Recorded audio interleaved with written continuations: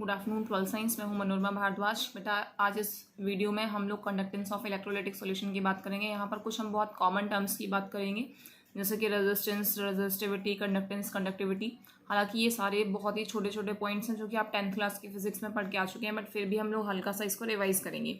तो रेजिस्टेंस की अगर हम लोग बात करेंगे तो रेजिस्टेंस जो है वो प्रॉपर्टी होती है जो कि करंट को फ्लो करने का अपोज करती है, जिसको कि आप कैपिटल आर से रिप्रेजेंट करते हैं, जिसकी यूनिट ओम होती है।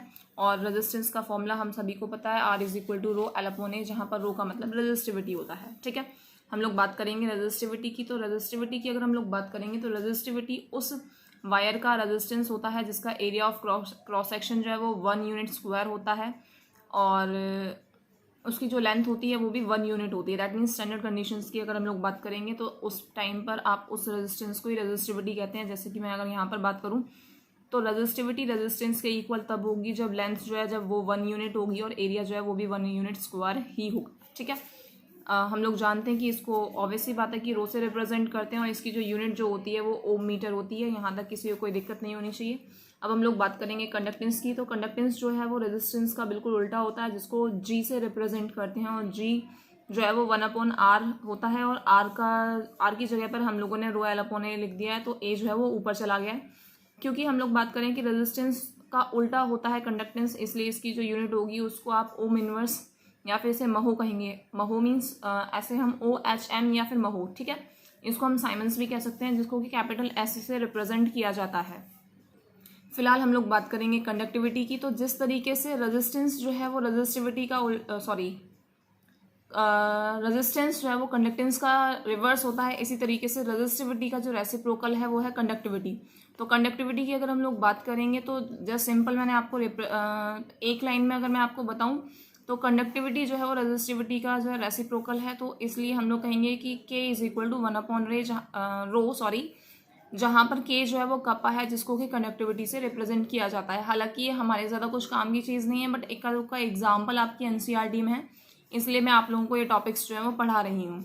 हम लोग फिलहाल बात करेंगे सेल कांस्टेंट की। तो L अपॉन ए जो क्वांटिटी है इसी को सेल कांस्टेंट कहा जाता है, और जिसको डेल्टा G स्टार से रिप्रेजेंट किया जाता है। तो ध्यान रखिएगा बेटा, G स्टार है, कंफ्यूज नहीं होना है। कुछ बच्चे गिब्स एनर्जी और सेल कांस्टेंट में बहुत ज़्यादा कंफ्यूज हो जाते हैं, तो वहाँ पर नॉट यूज़ किया जाता है, जबकि यहाँ पर स्टार यूज़ किया गया है। ठीक है, तो अगर हम लोग यहाँ पर बात करेंगे तो ऑब्वियसली बात है L अपॉन ए है, तो L की अगर हम लोग यूनिट माने तो M है, और A की अगर देखें तो M स्क्वायर है। M से M कट जाएगा तो सिर्फ और सिर्फ इसकी जो यूनिट बचेगी वो मीटर इनवर्स। मैं ये कहूँगी कि जो इसकी यूनिट जो होगी वो लेंथ इनवर्स होगी। ठीक है, हम लोग जानते हैं कि K is equal to, that means kappa is equal to 1/रो। यहाँ तक किसी को कोई दिक्कत नहीं होनी चाहिए। देन हम लोगों ने यहाँ पर रो का फॉर्मूला लिख दिया है। ठीक है, और L अपॉन ए हम लोग जानते हैं कि L अपॉन ए क्या होता है, G स्टार होता है। तो K is equal to G star upon R, या फिर हम लोग ऐसा कह सकते हैं कि G star is equal to R K. ठीक है, या तो हम लोग ये कहें कि G star is equal to R K, या फिर हम लोग ये कहें G star is equal to L upon ए।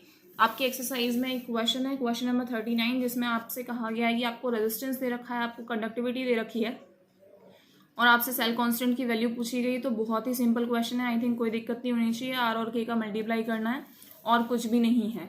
फिलहाल हम लोग बात करेंगे मोलर कंडक्टिविटी की।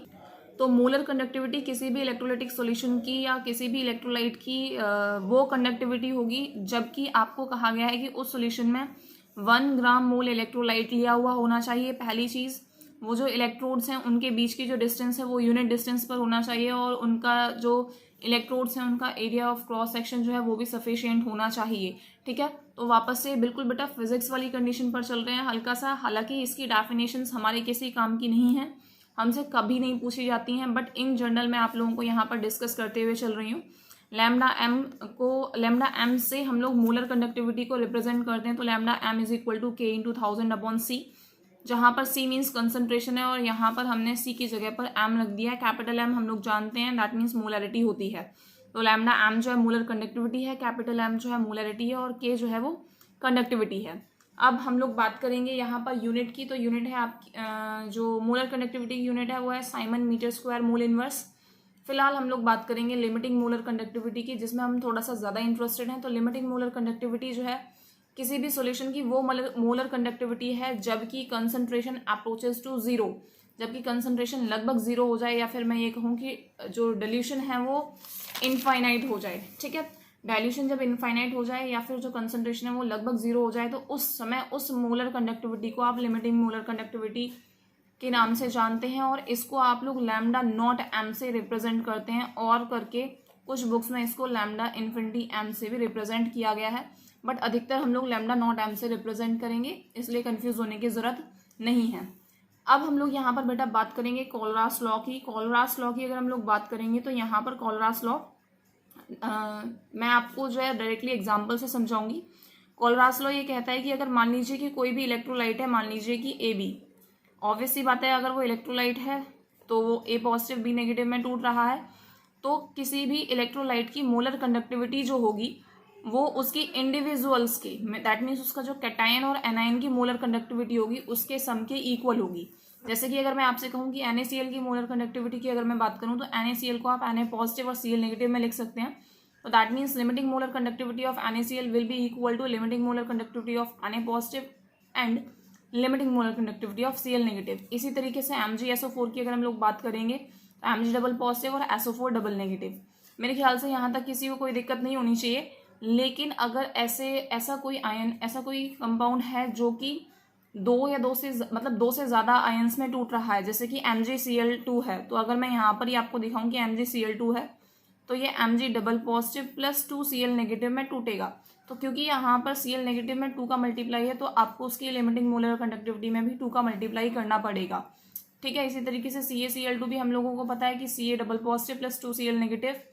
आपको एग्जाम्पल नंबर 7 में कुछ इसी तरीके से आई थिंक CaCl2 और MgSO4 की लिमिटिंग मोलर कंडक्टिविटी निकालनी है, तो आपको बुक में टेबल दी गई है जिसकी हेल्प से आप लोग मोलर कंडक्टिविटी की वैल्यूज जो है वो पुट करेंगे, और देन सिंपल मैथमेटिकल जो है आपको सोल्यूशन करना है।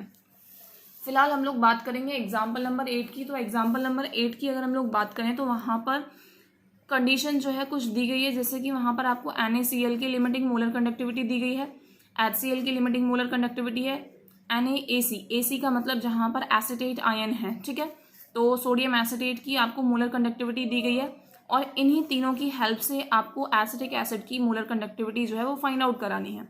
तो बाय कोलरास लॉ हम ऐसा कह सकते हैं कि NaCl की मोलर कंडक्टिविटी क्या होगी, Na पॉजिटिव की मोलर कंडक्टिविटी Cl नेगेटिव की, इसी तरीके से HCl means H positive Cl negative, NaAC की अगर हम लोग बात करेंगे Na पॉजिटिव AC नेगेटिव, इसी तरीके से HAC की अगर हम लोग बात करेंगे H पॉजिटिव AC नेगेटिव। तो आपको इन तीनों की हेल्प से क्या करना है, H पॉजिटिव और AC negative, that means HAC की मोलर कंडक्टिविटी निकालनी है। तो आपको इन्हीं तीनों इक्वेशंस के साथ में ऐसा कुछ करना है, प्लस माइनस, या फिर आपको मैथमेटिकल एक्सप्रेशन इस तरीके का निकालना है कि रिजल्टेंट आपके पास ये हो, तो दैट मीन्स आपको H पॉजिटिव और AC नेगेटिव जो है उसको जोड़ना है। तो देखिए H पॉजिटिव हमारे पास इक्वेशन नंबर 2 में है और AC जो है वो इक्वेशन नंबर 3 में है, तो हम लोग क्या करेंगे, इक्वेशन 2 और इक्वेशन 3 को हम लोग जोड़ देंगे और उसमें से माइनस कर देंगे हम लोग इक्वेशन 1 को। तो हम लोगों ने यहाँ पर अगर बात करेंगे तो क्या हुआ, देखिए इक्वेशन 2 की वैल्यू हम लोगों ने पुट की, प्लस इक्वेशन 3 की वैल्यू हम लोगों ने पुट की,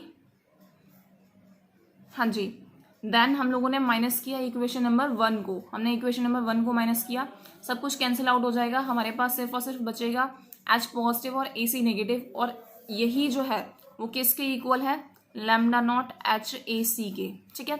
तो जो चीज़ हम लोगों ने यहाँ पर इन एक्सप्रेशंस के साथ में की है वही चीज़ इनकी जो न्यूमेरिकल वैल्यूज़ हैं इनके साथ करेंगे, और जो रिजल्टेंट में जो हमारे पास आंसर आएगा वही आंसर होगा आपका किसका, लिमिटिंग मोलर कनेक्टिविटी होगी वो किसकी, HAC की, ठीक है। मैं उम्मीद करती हूँ कि यहाँ तक आपको कोई भी दिक्कत नहीं होगी। अगर कोई दिक्कत है तो फिर आप लोग मुझसे ये चीज़ पूछ सकते हो, ओके।